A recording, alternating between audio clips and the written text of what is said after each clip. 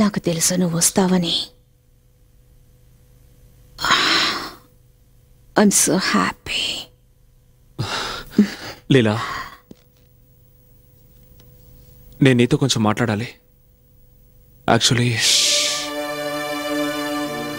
మౌనంగా ఆనందాన్ని ఆస్వాదిస్తూ గడిపే చెప్పేవి వినడానికి చాలా జీవితం ఉంది. ఇంకా ఆలస్యం ఎందుకు? లీలా, ఐఎమ్ సీరియస్.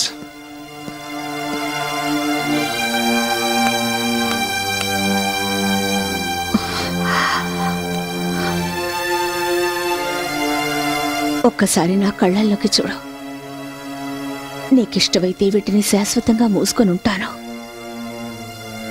ఈ అందాల్ని చూడు, ఎంత తప్పిస్తున్నాయో నీకోసం. నా అందాన్ని చూడు. ఈ శరీరం, ఈ యవ్వనం నీకోసం పరితపిస్తున్నాయి ఆదిత్య. లీలా, నీకు నాకు మధ్య ఏం జరిగినా అది నా పొరపాటే. ఎందుకంటే నా భార్య, నా కొడుకు. కమాన్ ఆదిత్య, విడాకులిచ్చే తనకి.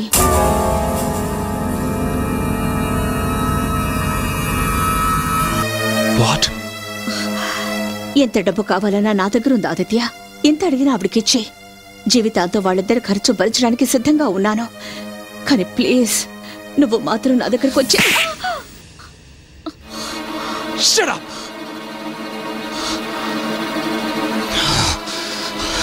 డబ్బుతో నువ్వు నా భార్యని, నా కొడుకుని కొనాలని చూస్తున్నావా? నువ్వు నా భార్య స్థానాన్ని పొందాలని చూస్తున్నావా? తను నీకంటే నన్ను 1000 రెట్లు ఎక్కువగా ప్రేమిస్తోంది. నేను చెప్పేది జాగ్రత్తగా విను. నేను నిన్ను కాదు, నా భార్య బిడ్డల్ని ప్రేమిస్తున్నాను.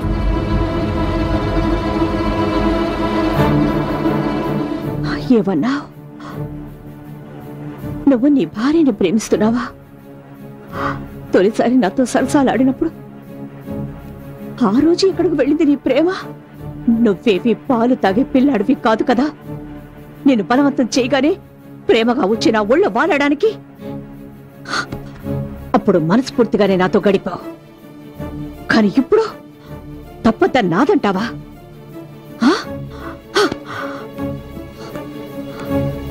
తప్పంతా నాదే. ఎందుకంటే ఎప్పటికీ నేను ప్రేమించిన వ్యక్తి ఎవ్వరికీ సొంతం కాకూడదనుకున్నాను.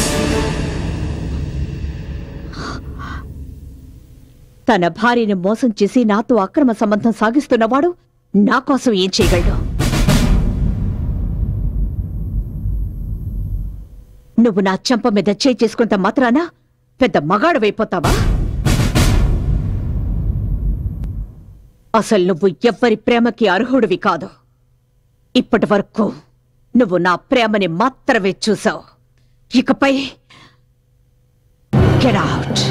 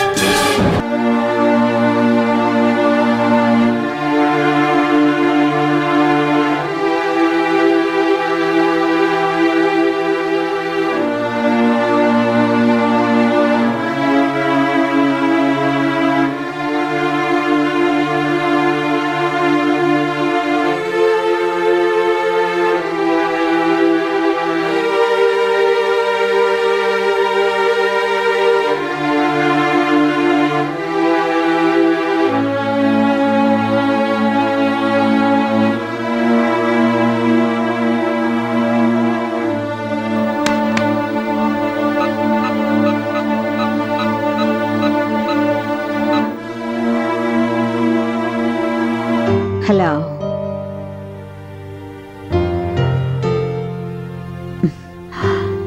నీ ఊపిరిలో ఉండే శబ్దాన్ని కూడా నేను గుర్తుపట్టగలను. ఏమైంది? నిద్ర రావడం లేదా, లేక బాధపడుతున్నావా? నేను నిన్ను కలవాలనుకుంటున్నాను ఇప్పుడే. It's over. నీకు నాకు మధ్య ఉన్న అనుబంధం తెగిపోయింది. ఎవరు స్వీట్ హార్ట్? ఎవరో రాంగ్ నంబర్.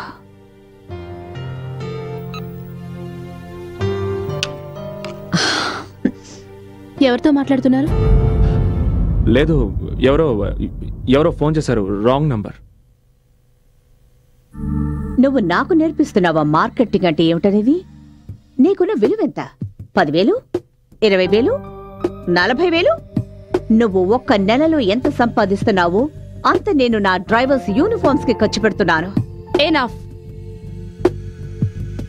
దివాకర్ ఆవిడకి చెప్పు, ఆవిడ క్యాంపెయిన్ లో నాకు ఇంట్రెస్ట్ లేదని. ఈవిడ పొగరబోతుతానని ఇక నేను భరించలేను. వేరే యాడ్ ఏజెన్సీ వాళ్ళని కాంటాక్ట్ చేసుకోమని చెప్పండి. దివాకర్, నువ్వు దీనికి చెప్పలేదా? అది ఇట్స్ ఓకే, నేనే చెప్తాను. మిస్ సోనియా, నువ్వు ఈ కంపెనీ షేర్స్ ఏ రేటుకు కొనాలనుకుంటున్నావో దానికి 2 రేట్ ఇచ్చి నేను కొన్నాను. ఇదంతా ఏంటి దివాకర్? నేను ఇందులో నేనేం చేయగలను? ఆవిడిచ్చిన ఆఫర్ని నేను రిఫ్యూజ్ చేయలేకపోయాను. ఆఫర్స్ నేను అలాగే ఇస్తుంటాను, దాన్ని ఎవరు రిఫ్యూజ్ చేయలేరు.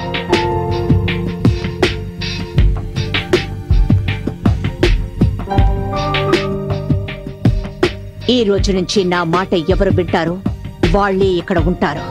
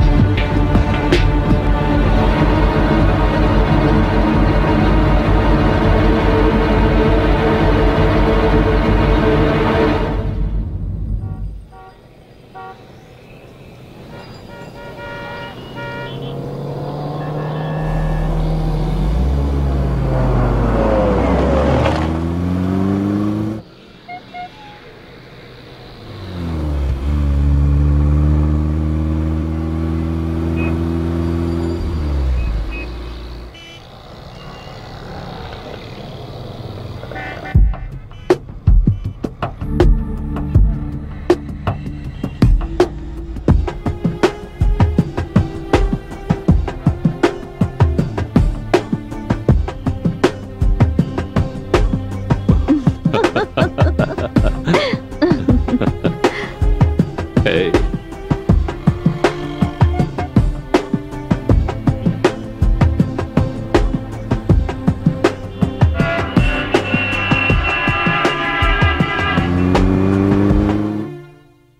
How can she just walking and take over like this? Diwakar ఇలా చేస్తాడు నేను అనుకోలేదు. ఎంతో కష్టపడి మనం యాడ్ ఏజెన్సీని ఈ స్టేజ్కి తీసుకొచ్చాం, కానీ మనం కష్టపడుతుంటే ఆవిడ కూర్చొని అనుభవిస్తోంది. స్వార్థపర్రాలా. తన మతి చెడిపోయింది.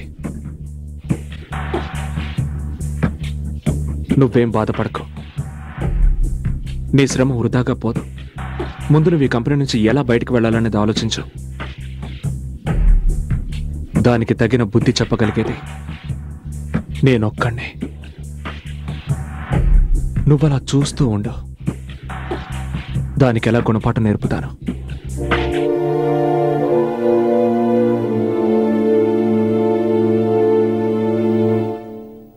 చాలా బాగుంది, నాకు బాగా నచ్చింది మమ్మీ. డాడీ రా రా రా రా.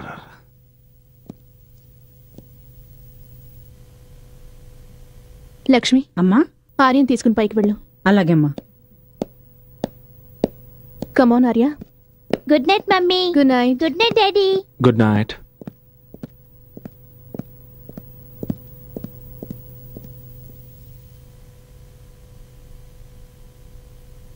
ఎక్కడికి వెళ్ళారు మీరంతా?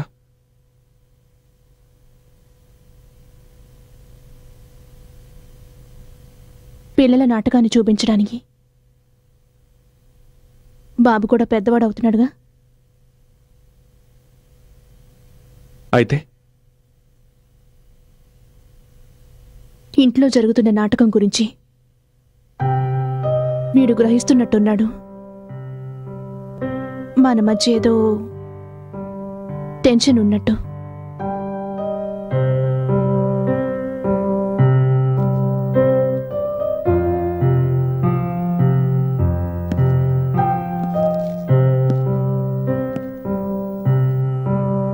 మరి నీకేమనిపిస్తుంది? నేను భారీగా ఆలోచించడం మానేశానాది. ఇప్పుడు నేను 6 ఏళ్ల ఆర్యకు తల్లిలా ఆలోచిస్తున్నాను. మీరు తండ్రిలాగా ఆలోచించకపోయినా కనీసం తండ్రిలాగా ఉండడం నేర్చుకోండి.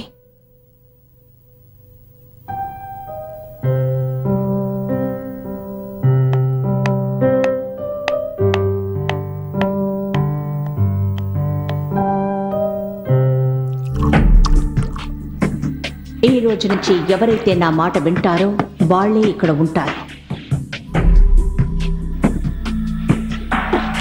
నేనెవరినైతే ప్రేమించానో అతను ఎప్పటికీ ఎవరికీ సొంతం కాడనుకున్నాను.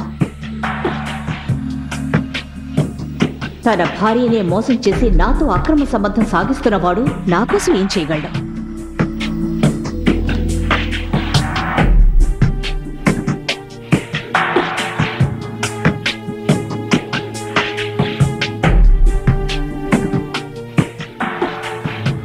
అసలు నువ్వు ఎవరి ప్రేమకి అర్హుడివి కాదు. ఈ రోజు నుంచి ఎవరైతే నా మాట వింటారో వాళ్లే ఇక్కడ ఉంటారు. తన భార్యనే మోసం చేసి నాతో అక్రమ సంబంధం సాగిస్తున్నవాడు నా కోసం ఏం చేయగలడు? నేనెవరినైతే ప్రేమించానో అతను ఎప్పటికీ ఎవరికీ సొంతం కాడనుకున్నాను.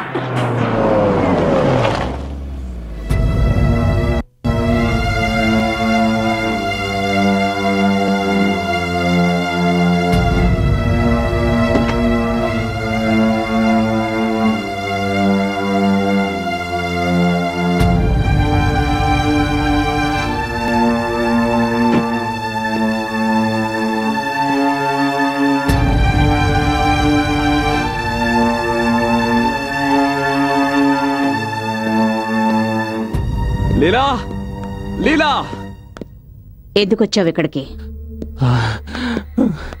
నేను నీతో కొంచెం మాట్లాడాలి. అసలు నీ గురించి నువ్వేమనుకుంటున్నావు? Is this love and affection? నేను నీ జీవితం నుంచి దూరం అయ్యి ఒక్కరోజు కూడా కాలేదు. అందులో నువ్వు ఇంకొకరి లవ్ చేయడం మొదలు పెట్టావా? నీ కేవలం ఇతరులు ఉపయోగించుకోవడం మాత్రమే తెలుసు. You know what? అసలు నేను నీ మాటలు వినడం అంత నా బుద్ధి తక్కువనే నాకు అనిపిస్తోంది. నీ కారణంగానే నేను నా భార్య బిడ్డలకి మోసం చేశాను. నీ కారణంగానే నా జీవితం నాశనం అయిపోయింది. ఎందుకే?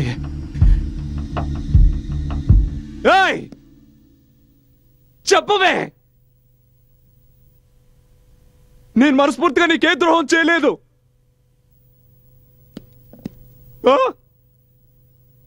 నా జీవితాన్ని నాశనం చేసి ఇప్పుడు నువ్వు ఇలా మౌనంగా ఉంటే ఎలా?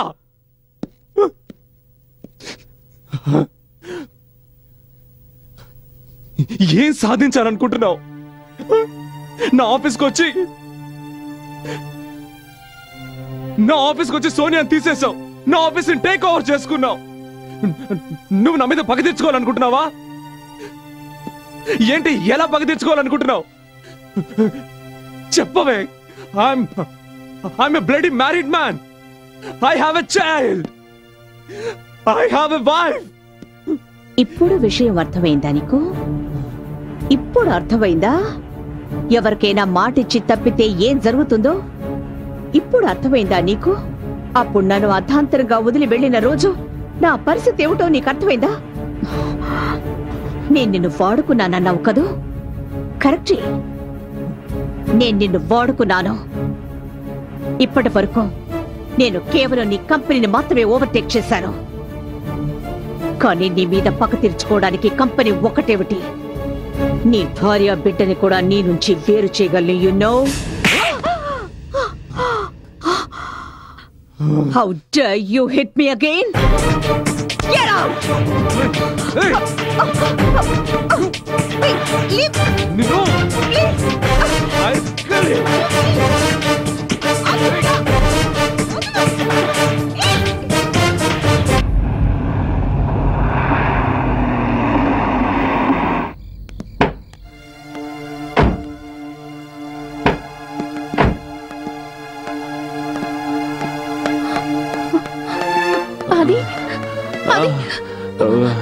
What happened?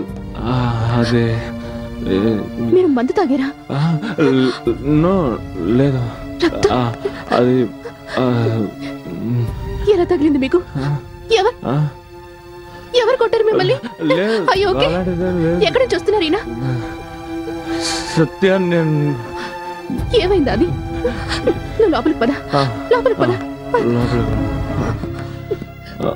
Careful, careful.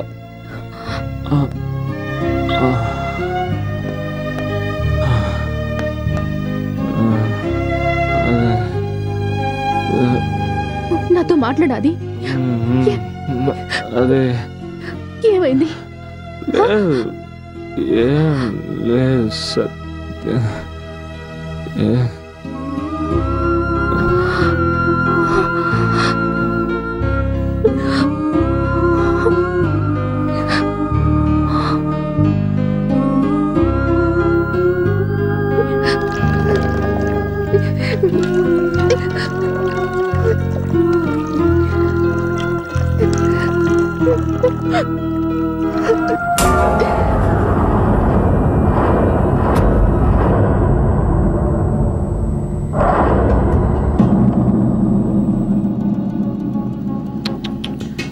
చాలా దారుణంగా కొట్టారు. ఎవరు చేస్తుంటారు ఈ పని? హంతకుడు ఎవరైనా సరే లీలావతికి బాగా తెలిసిన వాడే ఉండాలి. తలుపులు విరగలేదు, తెరిచారు. హంతకుడు లీలా ఇష్టంతోనే లోపలికి వచ్చాడు. ఇక్కడ కూర్చున్నాడు. ఆ తర్వాత అతడు తన నిజ స్వరూపాన్ని చూపించాడు.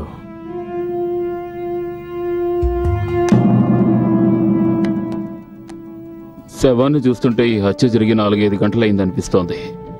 అంటే హత్య 9:30-10 గంటల మధ్య జరిగి ఉండాలి. అవునా?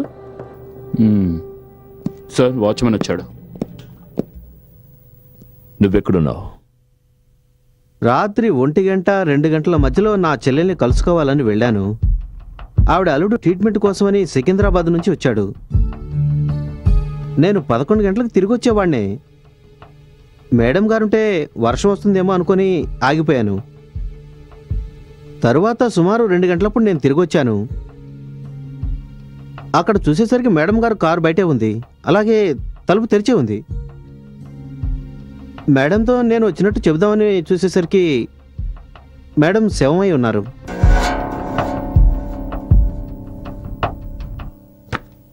ఈ ఫోటోలు చూస్తుంటే ఏమనిపిస్తోందంటే లీలావతి హత్య జరగడానికి ముందు ఎవరితోనో గొడవ పడినట్టుగా ఉంది. కానీ అసలు విషయం వేరే ఉంది. హత్య జరగడానికి వాళ్ళిద్దరూ గొడవ పడ్డం కారణం కాదు. ఏం జరిగినా ఆవిడ ఇష్టంతోనే జరిగింది. It's quite clear. హంతకుడు లీలావతికి బాగా పరిచయం ఉన్నవాడు. వాళ్లలో మంచి స్నేహం కూడా ఉంది. ఇద్దరి మధ్య గొడవ జరిగింది. వాడు చాలా పకడ్బందీగా లీలను హత్య చేశాడు. కానీ రూమ్లో వాతావరణం చూస్తుంటే లీలావతికి హంతకుడికి మధ్య బద్ధ విరోధం ఉన్నట్టు కనిపిస్తోంది. మిస్టర్ ఆదిత్య ప్రసాద్, మీరు 3 రోజులుగా లీలావతిని కలవలేదు కదా? ఎస్. కనీసం తను మీకు ఫోన్ అయినా చేసి ఉంటుంది కదా? నో, లేదు. ఒకవేళ మీరు? లేదు.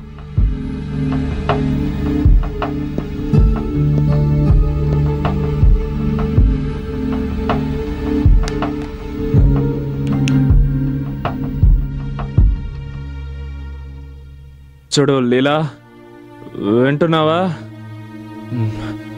నువ్వు చేసేదేం బాగలేదు. నువ్వు చాలా అవస్థలు పడతావు.